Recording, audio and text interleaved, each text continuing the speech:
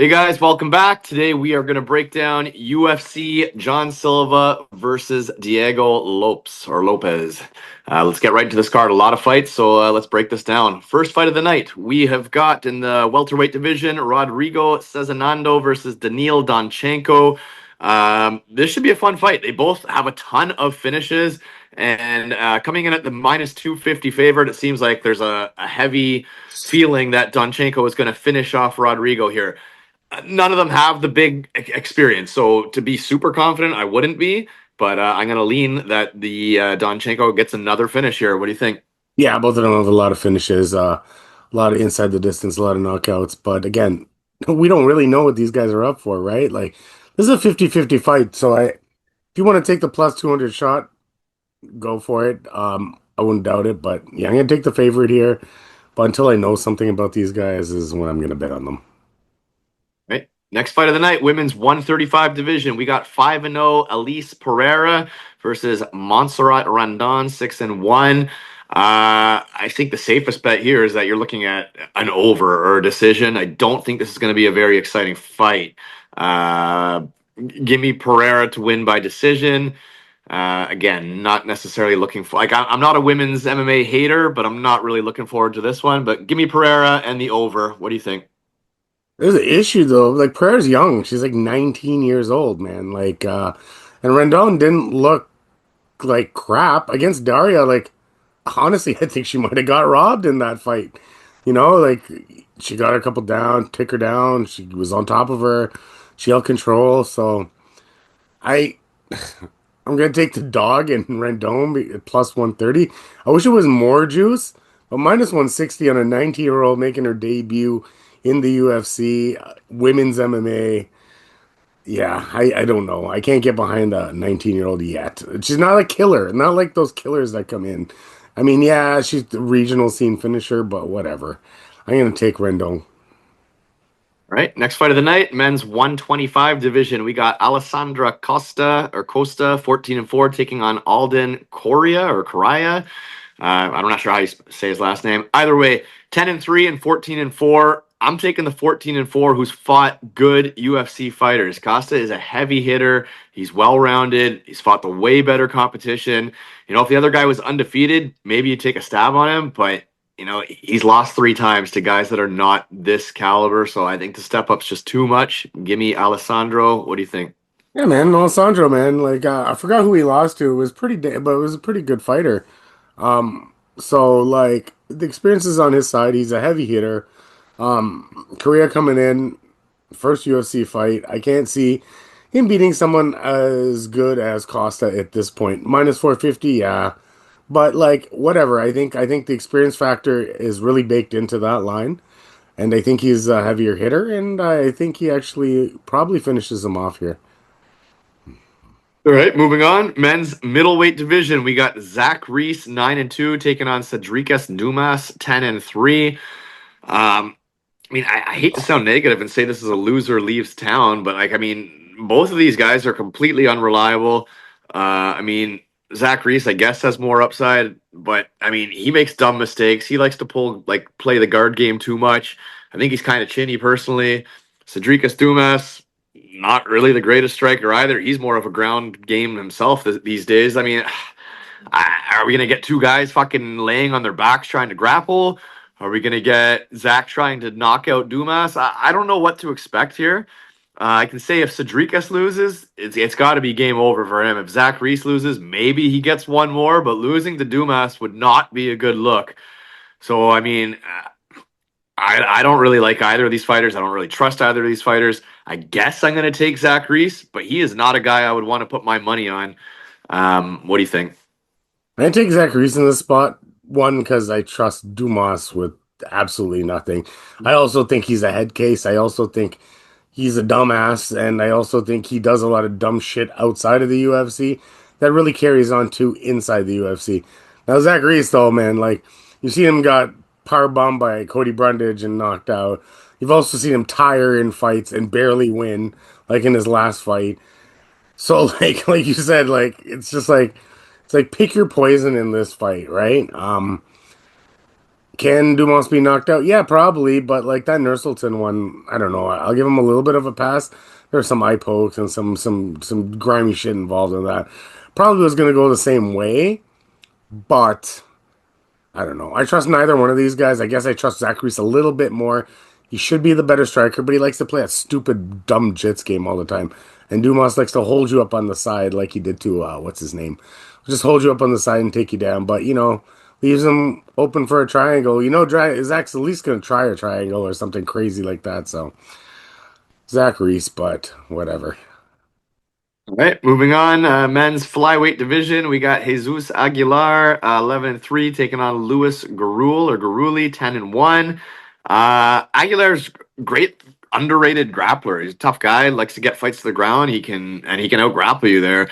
Gurule, sure, he got upset against Odie Osborne there, but like he's still a very good fighter. He should be the much, much better striker here. If he can keep this on the feet, this is definitely his fight to lose. I mean, he's not going to get hit by the speed and length that Osborne hit him with. I don't know his takedown defense. He obviously doesn't have a ton of UFC experience, but he looked like even in that loss, like he didn't. It wasn't some terrible loss. I just think he's much much better on the feet, and I don't know enough of his ground game to just say he's going to be a fish out of the water and get taken down and choked out. So I am going to take Luis Gurule, whatever, to win this fight by being the better striker. What do you think? I don't like the odds. I think the odds are too wide for Jesus Aguilar, and he's at plus 180 right now. And for the amount of fights that he already has in the UFC and the grit and the different ways he's shown to win, he's not one by knockout, one by sub, one by decision. Yeah, he's a good grappler. He's also a decent striker. So Gurule, go back and watch the after this. Go back and watch the Gurule contender series fight. I think it was Nick Puccini he fought. He won that fight, but he got taken down 10 times, right? 10 times in that fight. He still won a decision because his striking was way better than the other guy. But like, I don't know if his striking is that much better than Jesus Aguilar's in this spot. And if he's gonna get taken down a couple times, Aguilar is dangerous wherever the fight goes. So with watching that contender series fight, watching how I don't think that the striking is that far apart, and I think Aguilar's a damn dog, and this is in Mexico, so I'm taking the dog here at plus 180. I think there's a lot of ways for Aguilar to win this, especially in a grimy, if this thing gets grimy, grindy. I don't know, Gurule will win a kickboxing match, but I just don't see that. If Aguilar wants to go stand on the outside, which we've never seen him do. So, Jesus Aguilar for me. All right. Next fight of the night. I can't believe this is a prelim. We got former title challenger Tatiana Suarez taking on Amanda Lemos, 10-1 versus 15-4-1. The odds don't make any sense at all. Minus 450 for Suarez. It's insane. Lemos is a great fighter. She does have one big hole in her, and I get it. Like, it's her takedown defense, and she's fighting a wrestler. So, like, that all adds up. I mean, I was going to pick, or I am going to pick Tatiana Suarez to beat her on the ground, but it should not be minus 450. No chance. Lemos is the better striker. It's not like she's a complete fish out of water on the ground, but she's facing a big wrestler. She's going to get taken down. I have to lean Suarez. Minus 450 is insane, though. I'm not going to be parlaying her at minus 450. What do you think? I think the wrestling is going to win this for sure. Obviously, that Lemos is the better striker, but she doesn't come out like a bat out of hell or anything like that. She's a little bit more measured. So, yeah, I think she gets taken down. I think she gets controlled. I think she gets subbed. Tatiana Suarez by sub. I think it's a submission. Two losses out of her three losses were submissions. I think it was one by Verna, one by Jessica Andrade. And I swear to God, if Li Zhang sometimes plays with her food, if she wants to sub people, she could do it too. So, yeah, I'm gonna take her by sub. Tatiana by sub. Right. Next fight of the night, we got Claudio Puelles, 12-4, taking on Joaquim Silva, 13-5. Claudio, known as the falling on his back and trying to play jiu-jitsu. Silva, Brazilian, never been tapped out. So I'm going to say that Silva wins the fight. I'm going to say that he does not get submitted, and he's definitely, or he should be, the better striker here. He should definitely be the stronger athlete. Like the guy looks kind of juicy and suspicious as it is, so I don't think that he should be just out wrestled and powered to the ground by Claudio, who's not exactly the most physically imposing guy. So yeah, I don't know. I'm not sure 100% that Claudio can get this to the ground. If he can't get it to the ground, he's screwed. And even if he does get it down, is he going to just instantly tap him? I don't think so. Like I said, Silva's Brazilian, never been tapped out. I got to think he's not getting tapped out here. So even though I see a lot of picks for Claudio, I'm going Silva. What do you think? Well, how's he going to get him to the ground? That's the fucking thing, right? Like, is he going to drop onto the back? I don't think his wrestling is that good. I don't. He like does a stupid fall down and like. I mean, Joaquin's not the smartest dude in the world. I don't think he's gonna just follow him there. Striking should be better. I mean, he lost a close striking match to Drakkar Close, and some people said he could have won that fight, right? So, I mean, you said it. He hasn't been subbed. Claudio has one way to do it. He's gonna pull that one head kick he ever got out from and knock out Joaquin. I don't know. This is the same guy that stumbled Arman Saruki and wins fights he's supposed to win. He beats the Jesse Ronsons. He beats the Clay Guidas. He wins fights he's supposed to win. I think this is a fight he's supposed to win. He's the better striker, and I think he has the better overall game. So give me Joaquin. All right. Next fight of the night, men's middleweight division. We got Jose Medina, 11-5, taking on Dusko Todorovic, 12-6. I believe, I don't have the odds in front of me right now. I believe Dusko's a pretty big favorite. I was hoping he wouldn't be because, a lot of people don't trust him and his chin. He's susceptible to being knocked out. But that being said, I do like him to win this fight. I do like him to use his length. I do. I like him. I don't know I don't know if you have the odds in front of you, but I am liking Dusko in this spot. What are you thinking here? Dusko's odds are minus 350. Yo, I know, and a guy who's very susceptible to being finished. yo, okay, so for all it, I don't think Medina's anything special at all. But I mean, aside from getting knocked out by who's that last guy, Atiba Gautier, which is a Mack truck coming at you, he still didn't get knocked out by Zach Reese, and he still didn't get knocked out by Magomed Ghaziazulov. He got taken down 6 times, and Todorovic probably takes him down 6 times because God knows if he stands with him, like he might get knocked out. He might get knocked out. Like honestly, man. Okay, so he's probably the better fighter. He's probably got overall better game, but there's a zero world where I can trust a minus 334 on Dusko Todorovic. I'm going to take a shot on Jose Medina plus 250 because I think the value's all there and Dusko sucks. Yeah, I think if you're betting Medina or whatever, though, I think you take him to win by finish. I don't think he's gonna outpoint him. I think if he wins, he's gonna fucking knock him out probably. Yeah. Finish. Maybe knock down, grab the choke or something. You're Right? probably getting plus 600 on that inside the Yeah. I distance. do think you're right there in the sense that if it's gonna be a finish. It's not gonna be a decision. All right, next fight of the actually first fight of the main card. Strange fight for the main card. Here we go. We got Santiago Luna 6-0 taking on Quang Li 9-2. Honestly, if there's one fight that I have zero confidence in, it's this one. I don't know how anyone could be confident in it. I'm gonna take the undefeated fighter just because he hasn't lost. It's not like Quang Li here's fought like the best of the best. He's lost before. Sure, he's fought better guys. I know Luna's fought a bunch of nobodies, but at least he's beaten everybody they've put in front of him. So you can't fault him for winning.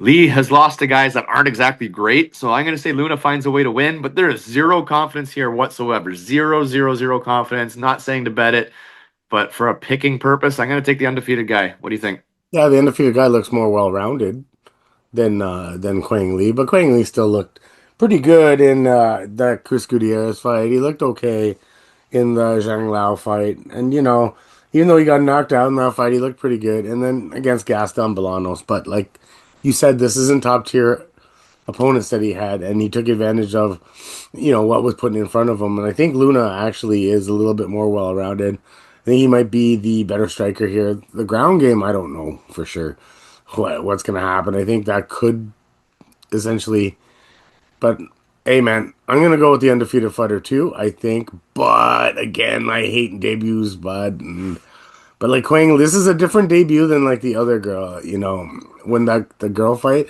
at least Rendon had two good fights, and Daria turned out to be an okay fighter. And so this one here is a little different because Gaston Bolanos and the rest of those guys aren't that great, so whatever. All right, next fight, men's lightweight division. We got Alexander Hernandez coming back on pretty quick turnaround. He's coming in at 17-8, taking on Diego Ferreira, 19-6. I've always been a big Diego fan, so I know I'm very biased or whatever. I'm taking Diego Ferreira. I think Hernandez isn't going to want to go to the ground with this guy. I know he's the stronger guy. Alex Hernandez is definitely the stronger athlete. If he wants to take him down, he can. I don't think he wants to grapple with Diego Ferreira. Ferreira is just kind of like a very good, like chaotic grappler. He's good at scrambles, and I don't. He just thrives in chaos. Like I don't think he's going to want to play that game with Diego Ferreira. Now he could one punch Ferreira for sure on the feet, but Hernandez doesn't throw in volume. Like just relying on that one shot, I don't know, man. He's going to slow down. I think Diego Ferreira can catch him later on. I think Hernandez slows down. Ferreira takes over. I think Hernandez doesn't have the greatest chin. I think he's susceptible to. I think Hernandez is more susceptible to being finished. And even though he just knocked out Chase Hooper or whatever, like it's not like he was exactly looking fantastic before it. Or I don't know, man. Alexander Hernandez just relying on brute strength and one punch, it's not going to do it for me. I think Ferreira is the more skilled, more technical guy. The only thing that scares me really is the age. I mean, he's old, but I don't know. I've always been a Diego fan, so I got to roll with my boy. I'm taking Diego Ferreira as the underdog. What do you think? He's 40. I know. He is also susceptible to a takedown. And Hernandez is been using takedowns a little bit more in his game plans. And I think he has a little bit more power. It's not like Ferreira throws in volume either. So if he was more of a volume kind of keep you back on your toes kind of guy, I'd see a little bit more of a path. But honestly, I think Alexander Hernandez has been looking slightly better over these last few fights. And even the Austin Hubbard fight, the Kurt Hallba fight, like he's showing increased IQ out there. It's not like, I mean, everyone thought Chase Hooper was going to wipe the floor with this guy, right? I mean, I looked at that fight back and, yeah, man, his striking was on point. And then the Holloway fight, he showed that everyone thought Holloway would outstrike him, which he should have. But then he used the takedowns in that fight, so maybe his IQ is getting better. Because if he does mix in some takedowns against Ferreira, Ferreira's susceptible to takedowns, I'll tell you that much. Yeah, he's a great scrambler, but he gets taken down multiple times in multiple fights. It happens all the time. So I'm going with Hernandez. I think his IQ and fighting style has gotten a little bit better. And if he's able to mix in the takedowns with his striking, he should be able to roll in this fight. All right. Next fight of the night, men's middleweight division. We got fan favorite, Ultimate Fighter winner Kelvin Gastelum, 19-10, taking on Dustin Stoltzfus, 16-7. Excuse me. Dude, just like it's the same story every single Kelvin Gastelum fight. This guy can beat anybody. He can lose to anybody. It will not shock me if Dustin Stoltzfus out grapples him or something like that. I know Kelvin Gastelum has a wrestling background, but he really doesn't show good wrestling. He does get taken down. He does get controlled. There's absolutely a world where if Kelvin comes in out of shape, that Dustin Stoltzfus is going to take him down and just grind on him and beat him on the ground. There's absolutely a world that can happen. Kelvin Gastelum at his best should win this fight. So I'm going to take Kelvin Gastelum and hope that this guy comes in at his best, but he's let me down so many times, man. And like I said, if he's not motivated and he is not in shape, Dustin Stoltzfus is a very strange fighter. Like there's times he looks kind of chinny and not very good, and there's other times the guy looks like a fucking dog. So this is a fight I would not feel confident putting my money on. I'm not sure what the odds are here, but Stoltzfus is live. Like this is a risky fight all around. I'm gonna take Calvin. This is not a high confident pick. What do you think? The odds are minus 250 for Kelvin. I think it's a little tad high, not hugely high. If he was, you gotta remember though, the guys he's losing to, like Joe Pfeiffer, he showed a lot of grit in that fight. Didn't get knocked out, that's for sure. But no, he has an iron chin, right? Um, Sean Brady, that's the other guy to beat him. Jared Cannonier, Robert Whitaker, these are top tier fighters. He beaten Daniel Rodriguez. That aged well, I guess. That basically because he beat Kevin Holland. Dustin Stoltzfus hasn't really ever fought a fighter in the caliber of those fighters. So Like you said, Kelvin Gastelum at his best has fought way better competition, has way more talent, and should win this fight. He's not going to be at his best because I think his best days are behind him, but I think his talent alone is better than anything that Dustin can bring to the. What does Dustin Stoltzfus do better than Kelvin Gastelum in MMA? Maybe takedowns, maybe, but you know, I mean, Joe Pyfer only took him down once. He tried a few times, and I mean, Calvin hasn't looked crazy. I mean, Sean Brady's the only other guy that's taken him down multiple times in the last 5 fights. I mean, he's lost a few of those, but it is what it is. I think he's the better striker by far. I think he's the better striker, and I think the majority of this fight should stay on the feet. Right. Next fight of the night, we've got Jared Gordon, 21-7, taking on Rafa Garcia, 17-4. I mean, these are two guys that are grinders. I mean, I think Jared Gordon is the better striking grinder. I mean, like, sure, he likes to do the wall install a little bit, but he's got the better hands. Whereas Garcia is a grinder who wants to take you down and utilize that grappling. Garcia might be slightly more well-rounded, but I don't think he's going to be very effective at taking and holding Jared Gordon down or working for submissions and all that. I think this fight mostly plays on the feet, and I think Jared Gordon is a step above Garcia with his hands. So give me Jared Gordon. I'm going to say probably some kind of decision or over or whatever, but either way, Jared Gordon, again, not sure what, I don't have the odds in front of me. I wish I did, but I feel like Jared Gordon should win this fight. He's fought better guys than Garcia, and this is a fight he should win, in my opinion. What do you think? Jared Gordon's minus 225, which is actually pretty fair in this spot. I like he's one of my favorite plays on the card is Jared Gordon. I think he's better than half of everywhere we talk about it. Like Garcia tries to wrestle and take guys down, but his wrestling isn't top notch. His control on top's not top notch. His striking, Jared Gordon is arguably the better striker in this spot. He's a little plodding, but I don't think it has to matter in this spot because Garcia is not dynamic. He doesn't have anything dynamic about him. And honestly, he slows the fuck down in every fight. If anything's with Jared Gordon, the only thing you can say about Jared Gordon, he gets screwed by the judges, right? I mean, that's about it. Like, fuck. Arguably, I watched a Hack Barras fight. Arguably, you could say Jared Gordon won the Hack Barras fight. I watched the Paddy Pimblett fight. Arguably, you could say that Jared Gordon won the Paddy Pimblett fight. So arguably, this guy could be a lot better than what he's been. But he's better than Rafa Garcia. I think so. And I think he's a lot better skill-wise. And honestly, I wouldn't be surprised to see a finish because Rafa kind of slides to slow down. You know what I mean? I'm going to take Jared Gordon. I'm very confident in Jared Gordon. I think Jared Gordon rolls here. All right, I agree.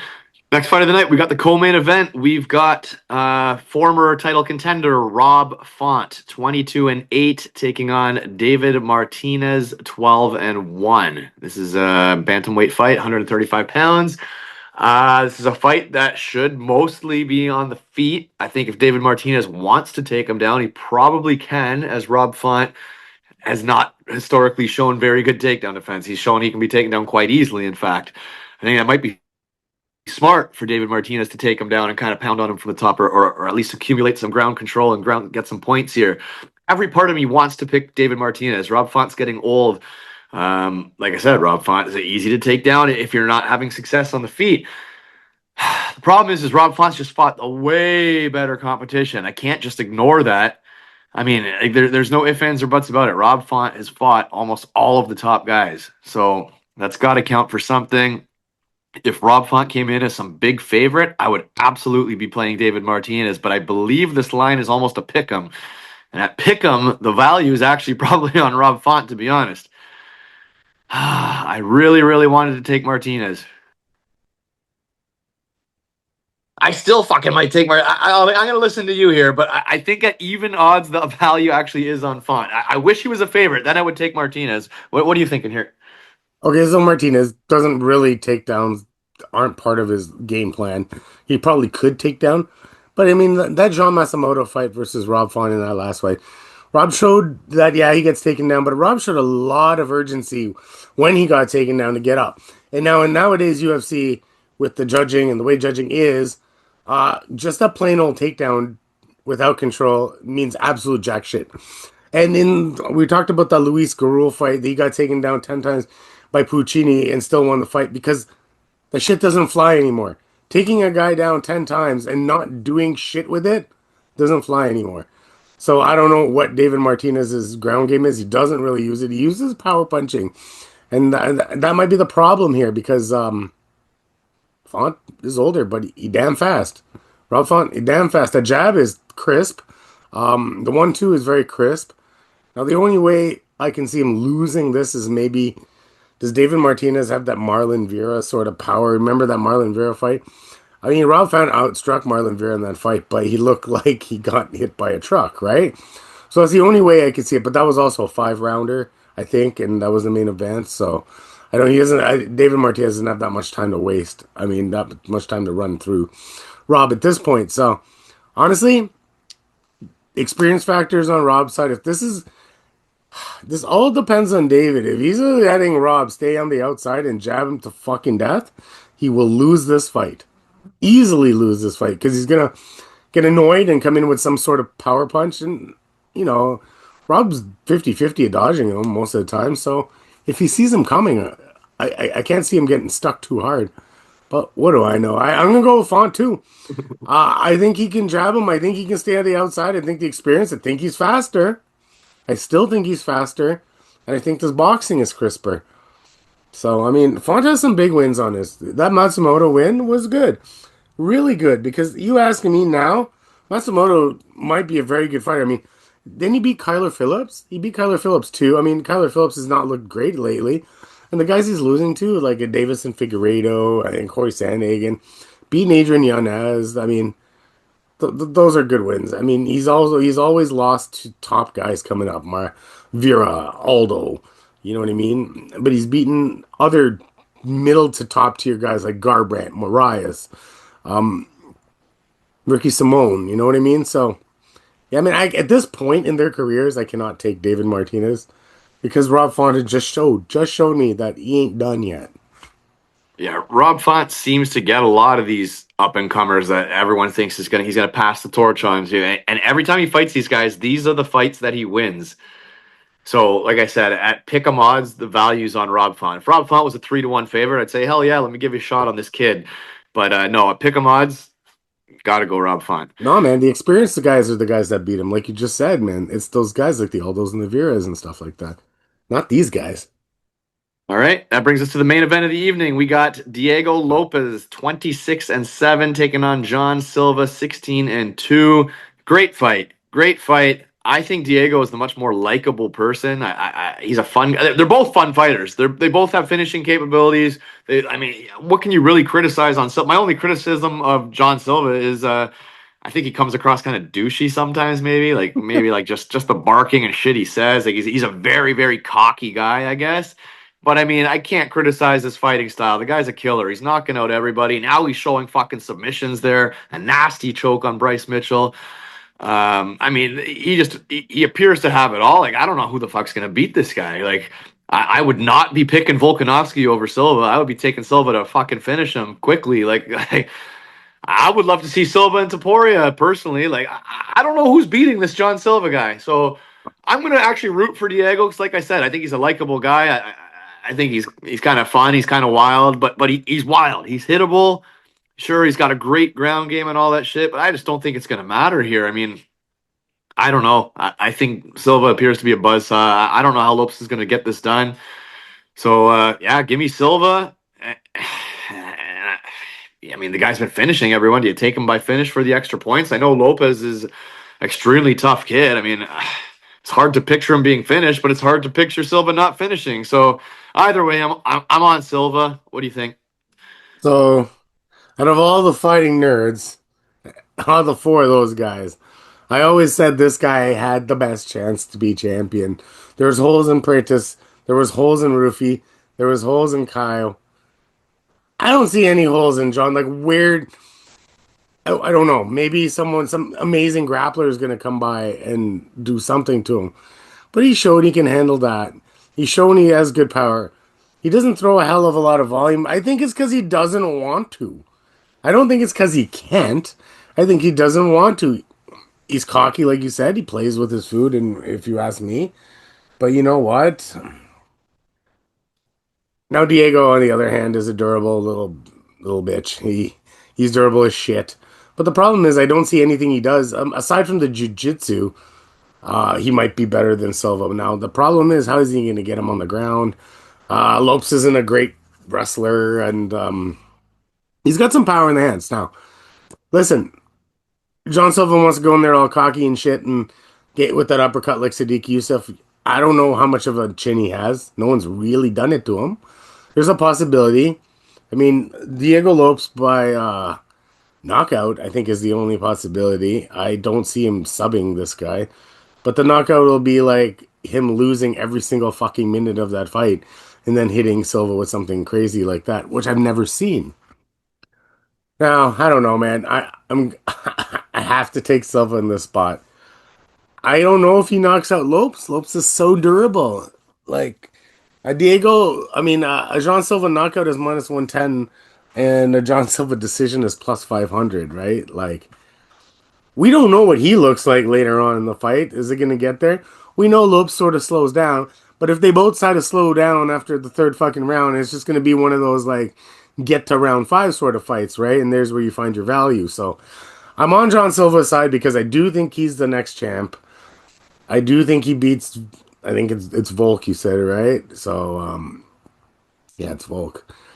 I just it's tough to see a guy like you like Lopes against this guy, but I have seen zero weaknesses in this guy. Like you said, now he's tapping out Bryce that like easily. He's doing the shit that John Jones used to do.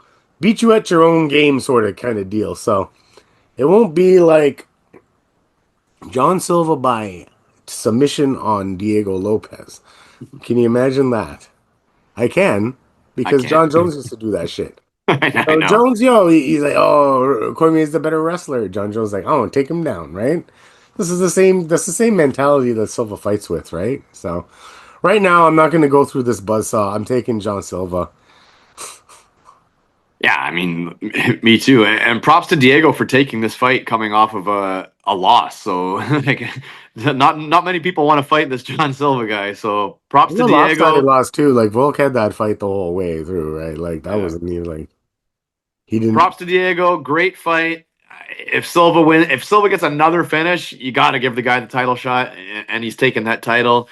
But yeah, no, it should be an enjoyable one for sure. All right, guys, there you have it. Give us your favorite prop or your favorite pick in the comments, and we'll talk soon. Hopefully, we get a betting episode up this week since we missed last one. That was on me, my fault, guys. We'll be back on track, and yeah, we'll talk soon.